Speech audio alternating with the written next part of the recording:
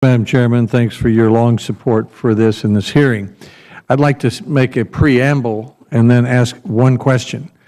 Here's the preamble. In 2005, I was sitting at the end of a long day in a Senate budget hearing, and I was watching and listening to the rise of mandatory spending in the two-thirds of the budget and worried about the other third of the budget, which included all the things we're talking about today. And I remember, and it reminded me of my time as governor 30 years ago when I was trying to hold down Medicaid spending so I could put more money into higher education. So I walked down to the national academies and said, I believe if you would tell us 10 things to do that make our country more competitive, we would do them. They gave us 20 and something called Rising Above the Gathering Storm. About 70 of us in a bipartisan way worked. Took us 2 years to pass it. We made some progress. President Obama funded it, and our goal was to double our funding in National Science Foundation, DOE, and NST.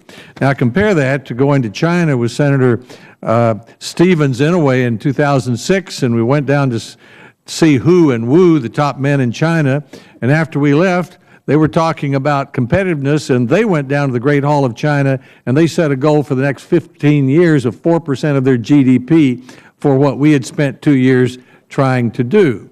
We spend less than 1% of our GDP. Now, there's some differences, but that is the kind of competition. But the point I want to make is, in this preamble, is what Senator Shelby said. We have to face the fact that the real truth is that unless we deal with the mandatory spending side of the budget, we're going to squeeze out all the money for all the things you're talking about.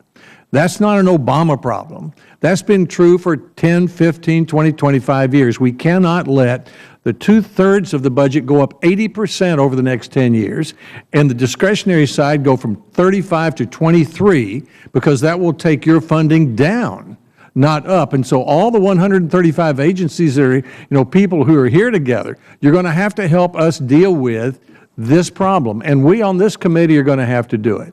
I mean, I met with Ms. Burwell this morning, who's the new head of the Health and Human Services, if she's confirmed. She's going to be in charge of spending more money than the entire Congress will, Madam Chairman.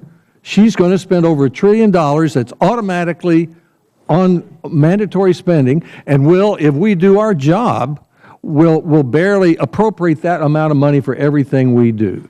So I'm not saying this as a political statement. I'm just saying, based upon what I've seen over 30 years at the state level and the federal level, we have to find a way to agree on that, or we're going to render our engineering and science and research activities obsolete, and we're going to render this committee obsolete.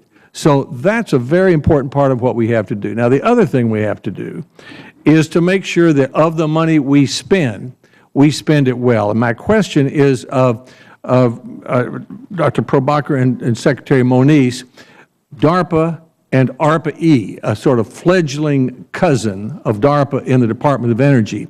You have a little different method of funding and a little different method of accountability that's been enormously successful with the Internet, GPS, stealth, all these things. What can we learn from the way you fund and hold your investments to accountability that might be applied to other agencies? First DARPA and then ARPA-E. Thank you, Senator.